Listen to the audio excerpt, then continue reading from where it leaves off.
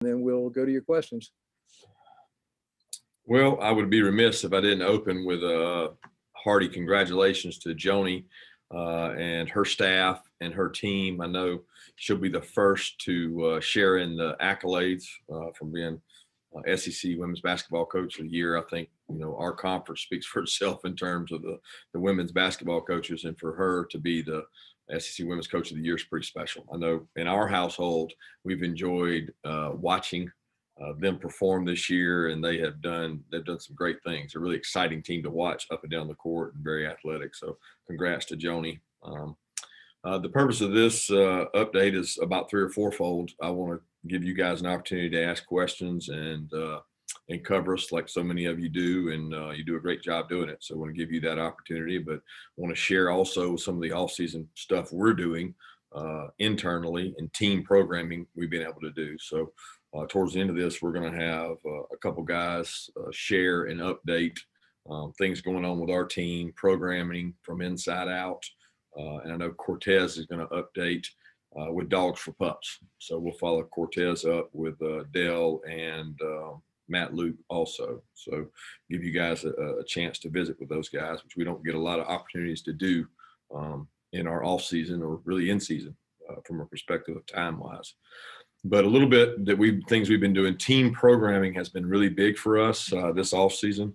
We've started some skull sessions that are really 15, 20-minute sessions, small incremental things that we've been doing with our players in small groups. And small groups work a lot better. You get to not be in a huge group. Obviously, COVID, the pandemic helped with small groups, but the guys have felt a greater connection, trying to define what our DNA is as a team. And we've been really intentional about that.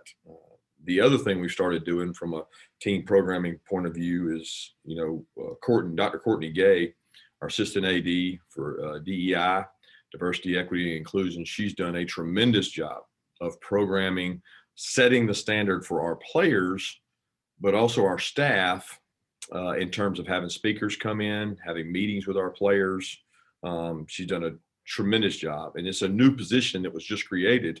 And along with Matt Stafford's gift that helped us move this needle forward with a lot of the social issues we incurred in the past. In the last year, it became more relevant. And for our team, the Dogs for Pups kind of spun out of those conversations we had last summer. And Dr. Courtney Gay has done a tremendous job of keeping that relevant and allowing our players to stay relevant and communicate with them. So she's done a great job, and so have our skull sessions, and our leaders in those groups have done a tremendous job. So after we follow up with questions, I know Cortez will want to visit with you guys about some of the initiatives and some of the things that Dogs for Pups has done. So with that, I'll open it up. All right, let's go to questions, and let's begin with Seth Emerson, and then we'll go to Chip Towers. Kirby, I guess a O-line question. Do you know, maybe Matt can speak to this, but I wasn't sure if we're talking to him or not, where, for instance, Jamari will start out in the spring? Is he a tackle or is he a guard like he was in the Peach Bowl? Warren McClendon, is he going to stay on the right or move to the left? What can you tell us about that at this point? Yeah, those are things that will come up throughout spring. Like I said, we're really focused on what's in between our ears right now, and not what our bench press is or what position we're going to play. Those things will play out based on what other guys can do or can't do. So Warren McClendon's development has to be at tackle because he's played tackle, right? But he played guard last year, 10-15% of his extra snaps, because you have to be able to play two positions. We've always asked him to be able to snap the ball and play center. So where they start probably will not matter as much as how they perform from a standpoint of leadership, toughness, composure, how the other guys play, what gives us the best five. So we're not really concerned with where they're starting at. Jamari obviously worked in at guard. He's got the ability to play guard. He's proven he can play tackle in the SEC at a high level. If we need him to do that, he can do it. If we need him to play inside, he'll be able to do that. But our focus really has not been on what position each guy's going to play, but more on how do we get the best out of each person. And a couple of those guys you mentioned are leaders on the team, and it's not just getting the best out of them, it's them getting the best out of everybody else. And can they hold guys accountable? Can they set the standard and demand the standard? Has kind of been our approach to the offseason. Coach, I guess basically first, is the start of spring practice going to be March 16th? Have you set that date or announced that date yet? Exactly. And just general, you didn't get spring last year, so what's it mean that does that change the objective at all, or your perspective on getting these 15 practice opportunities? No, our objective never changes when it comes to spring practice. I mean, us having spring practice last year or not doesn't control what we do this year. I mean, obviously the objective is to get each and every player better. We have, I think the other day we had a team run, and I asked everybody to stand up who had not been through a spring practice at Georgia. And I'm going to venture to say it was 65 to 70% of the team stood up. And that's a scary thing. You're like, well, what does that matter? They haven't been through a spring practice. It just shows you the youth you have, the lack of practices and experiences your team has. I mean, 16 mid-years, a lot of new walk-ons. Nobody that was here last year for the first year had gone through that. So when you look at all those things, it kind of combines you to say, wow, we've got a really, really young group from that perspective. But yeah, we plan on starting, I think it's 2 weeks from today, which would be, I think it's March 16th. Is the date that we would plan on starting spring practice, and follow the model we've kind of always had. We can change that based on weather. We can change that based on a lot of different things, injuries, but that's the plan that we currently have in place. Appreciate it. Hey, let's go to Mike Griffith and then Mark Weiser. Coach, you mentioned a lot of these guys that haven't been through a Georgia spring practice. JT Daniels would be one of those guys. How valuable will it be for JT, and how has JT looked this offseason?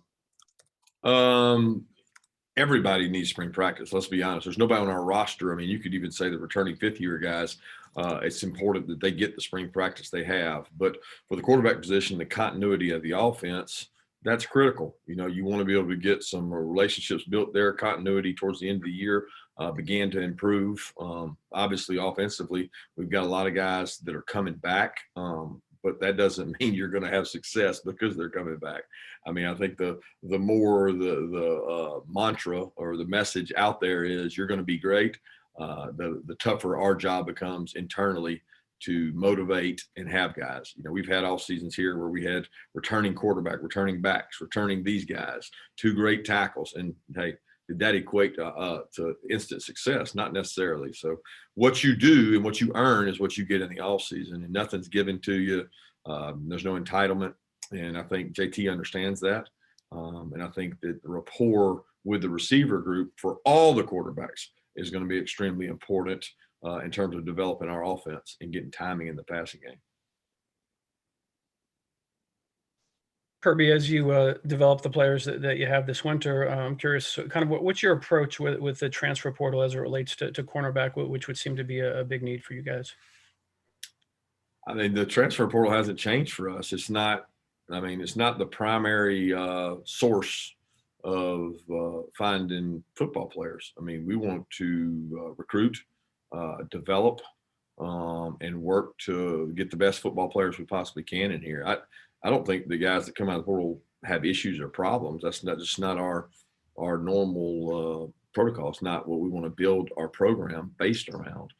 It's a need-based deal, and we have needs. Defensive back is a spot that we're thin at. We think we have very capable, good young players at the position. We don't have a lot of experience. So if you get an opportunity to gain experience, which we did the first year we were here. We got Mo Smith, and all of a sudden you got a player that makes your team better almost immediately.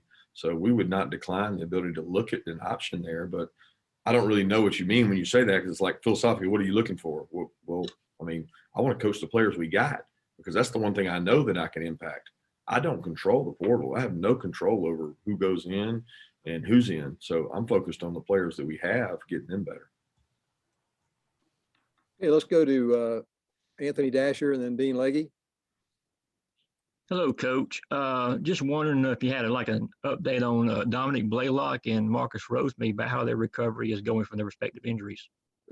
Yeah, both those young men are are running straight line, beginning to increase their workload. They're not working with us in our off-season conditioning program, meaning they're not in the actual drills. They have to work separate, but they are increasing speeds.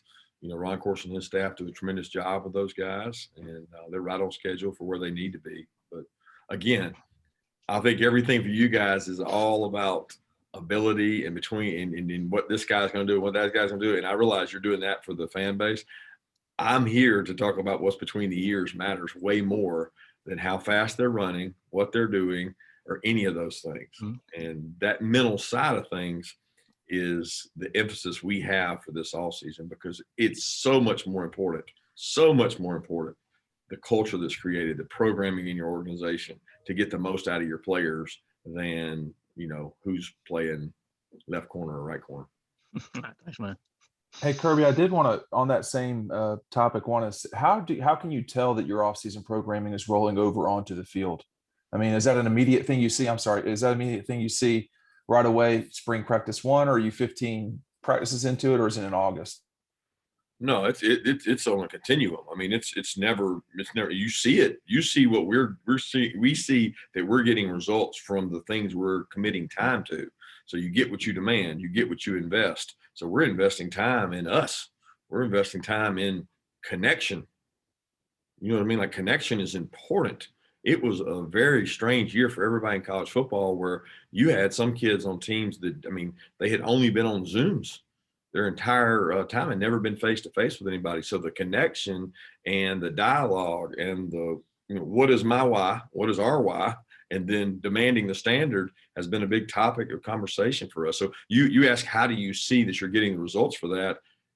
It's every day in the sprints. It's every day. Every time something adverse happens, it's holding the guys accountable. So I'm not waiting on like practice 1 to see the effects of the stuff we're doing. I'm seeing the fruits of the labors when more guys are coming in on their own. To the guys are saying, hey, I want to go throw. Hey, I want to go work out extra. Hey, I want to go in there on Saturday. That culture is what you have to have in order to be elite. And that's what we're always working towards. Let's go to Jake Rowe and then Charles Odom. Kirby, kind of a big picture question here, and it kind of feeds into that whole mindset thing.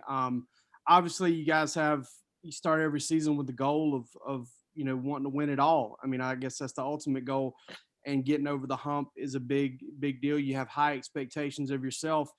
Is that something that are you just focused on the process of there and everything will take care of itself? Or is that something that's constantly in the back of your mind and you try to keep constantly in the players' minds that, yeah, that is the big goal and you're trying to win a championship here? Does that get preached over and over, or is it something that you just focus more on what has to happen here and now in the process? Yeah, I don't think you have to be careful that you make things just about that. I realize the standard of excellence that's been created here and the expectation. We never shy away from those expectations, but that's not going to get the end goal. The goal is to have a net sum gain of positive, and you're trying to constantly move people from like over here that might be on the negative side to the positive side, and then positive side, bring more guys along. And as you do that, the end goal is that you get more results, that you're able to win championships. And we never shy away from that being our goal, but it's not something we have to talk about every day. Why would you talk about that every day? Because you're focusing on the wrong thing. If that's the case, you need to focus on how you're going to do that. How do we get that net sum to positive over negative? And that's by pulling everybody in the right direction. And that's our goal. We're starting to see some test results both on state and national levels that provide, I guess, the first signs of encouragement of improving trends on COVID. And I'm wondering what you're seeing there. Do you have reason for encouragement? And has there been any kind of communication from the SEC level on protocols that might change, for this summer? Not a lot of talk from the SEC. I know Ron Corson and his staff, we constantly get updates from the medical group that he's in charge of, and they do a tremendous job of staying up to date on whether it's variants, the different variants that come into the country, or it's testing methods, going from swab and nose to saliva. I mean, there's all kinds of updates for us, but not necessarily enlightening. They're not going to make a decision this far out on anything that only time will tell. But the indicators and the numbers have been positive here recently in terms of decline, and certainly it's been that way for us as well. All right, let's go to Brandon Sudge and then Zach Klein. Hey, Kirby, I wanted to follow up kind of on the whole diversity, inclusion, Dogs for Pup stuff, all those efforts that y'all are doing. I mean, I remember we talked about that with you last August, and it's still kind of in the core of what y'all are doing, a prime conversation. How big of a part of that has, like, how big of a part of your culture is that stuff, and how rewarding is it to see that kind of keep going and continue to pay off with every effort? I give a lot of credit to our athletic department staff. Doris and Josh have both been tremendous assets for me, dating back to when Greg was here. And they've gone out and gotten outside counsel from Kevin Carr, from Pro 2 CEO. He's the CEO there, Pro 2 CEO. He does a great job, and he has come in and helped build a culture of education, of programming. Like I said earlier, Dr. Courtney Gay she was an academic counselor for us, but she's kind of moved over into the assistant AD role, and she's done a tremendous job of bringing back former players. Our players enjoy hearing from former players. So if it's Jonathan Ledbetter or DeAndre Walker that comes in, that immediately grabs our guys' attention, and making sure the conversation stays relevant. It was brought to my attention that a great word is incrementalism. We're trying to get incrementally better this offseason in everything we do. So that includes the diversity, equity, and inclusion in that topic. Not to mention our mindset, which is the skull sessions we've been doing. We're trying to improve every way we can off the field. And I think the more the players buy into that, and the more they know it's important to you, the harder and the better results you're going to get on the field with those guys. Kirby, thanks for doing this. I appreciate it. Just wonder, with no NFL combine this year in person, have you heard more from your friends in the NFL? And I guess that line between, giving your honest opinion of your players and also wanting your players to succeed in the league. Yeah, there's no line. I mean, I really don't think there's a line, because I tell our players all the time, we're going to be honest with the NFL. They're going to find out. They're going to go talk to the academic people. They're going to talk to the trainers. They're going to talk to the strength staff. We're not in the business of lying for anyone. We want to be as honest as we can and be transparent when it comes to our players. I think our players have a lot of strengths, and I think any person, any NFL evaluator that comes in to evaluate our players understands that there are no perfect players. So there's no perfect players. They have flaws. We as coaches, we have flaws. So they're trying to get the information so they can rank, one guy against the other guy, and they're going to pursue that information regardless of where they go to school. And if a guy's not accurate and forward with them, that discredits their voice almost immediately. But I'm excited to see those guys work out. It's going to be a very different format, it seems like, in terms of those guys' pro day and being able to work out and get a chance to perform in front of these scouts. So I know it's coming rapidly, and I'm just happy that the players are going to get an opportunity to do that, because last year that group never really got that chance. And have you heard more from your guys in the league than you normally would in mid-March? Surprisingly, no. I would have thought it would have been that way, but I don't think they're really to that point yet. I think those conversations start coming, because right now they're still doing all their evaluations. Every now and then I get a text, hey, I'm looking at a couple of your guys, but it's not like you would think they're doing more of them. That just hasn't been the case yet, but I got a feeling it's going to ramp up here in the next 3 to 4 weeks. Thank you. Okay, let's go to Vance Levy, and then we'll see if Mark Slabaugh has a question. Kirby, hope things are going well. When you talk about kind of the change in DNA, do you go through like sort of a soul searching process between the end of the season and then the start? And what is the change in your DNA? Yeah, and I don't want to say that we're changing our DNA. I think we're defining our DNA a little better. And every team has its own DNA, right? Like you're not going to have the exact same team that you had the year before. Just the personalities are different from. I mean, it doesn't matter whether you're talking about running and throwing the ball or whether you're talking about the makeup between the ears of your players. So that dynamic changes. And I think defining that every year is really critical. Know who you are, know your strengths and weaknesses, and be intentional about that with your players where they can set the standard and set the demands of what it is. For me personally, yeah, every offseason I go through that. Every, building to the season, it's like, okay, you can't get comfortable and say, okay, well, I'm just kind of comfortable with this. No, sometimes change is good. Guys we've brought in on our staff have brought new ideas, different things that we can do to get our players' attention and not just be comfortable. And we got a lot of new players too that don't know how we do things, and trying to create the standard of what they know as excellence is really important for our older players. So we're always in search of define your DNA for that season. Kirby, I apologize if you addressed this off the top, jumped on a little late, but for a guy like JT having not gone through the spring last year, how much more beneficial will this be? And really from an entire offensive standpoint, year two of Monken without getting the spring ball last year.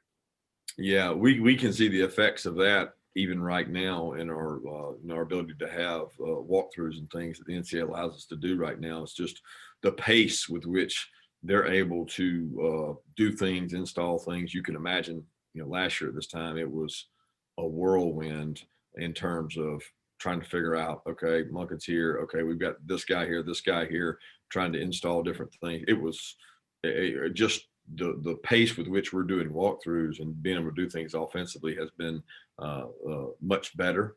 If anything, we're trying to adjust more on defense now to what they're doing because they're a little bit ahead of us where we're a little bit ahead of them last year.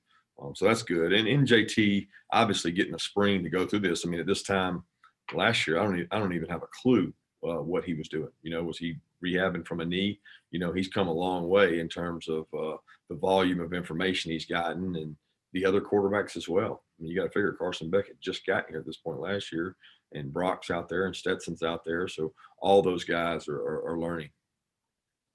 Thank you. We got time for two more questions before we move on. Let's go to Connor Riley and then David Pascal. Hey, Kirby, you've talked about cornerback being a position of development before, and with young guys like Keely Ringo, Jalen Kimber, and Nyland Green sort of going through this the first time, where are they in their development, especially knowing that they're going to push for playing time at that cornerback position? Yeah, the cornerback position is really completely open. So to name two guys is probably not the smart. I mean, we got a lot of guys that are going to be working at cornerback. Every guy on our team is a potential quarterback and cornerback right now because we're in search of finding guys that can play that position at a high level in a really tough. When you look across the SEC, the ability to throw the ball has gotten better and better and better, and those guys get exposed. We're one of the conferences that plays more man-to-man probably than anybody else. So you got to have guys out there that can function. So that position is up for grabs. There are no guys that are proven returning starters. And every guy is working hard to learn the techniques and the details that it takes to play winning football at that position. Kirby, I know Dash asked you earlier about a couple of receivers on the mend. With those two on top of, I guess you've had 4 enter the transfer portal. Do you have enough receivers this spring to do the good on good that you'd like to get done? And if that's not a concern area, or is there a concern area that you may not have enough bodies to do the good on good that you want? No, receivers is not my concern in terms of practice reps and things.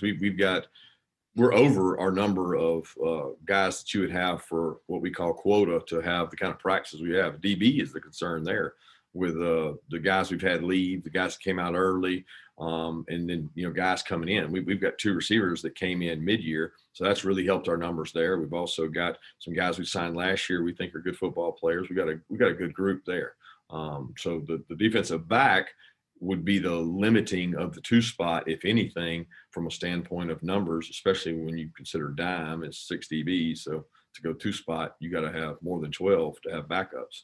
At wideout, you're going to have 3 or 4 on the field at the most. So we feel comfortable with the wideout depth we have. All right, we'll wrap up with Coach Smart, and then everyone stand by, and we'll have Coach Hankton coming on momentarily. Yep. Thanks, guys.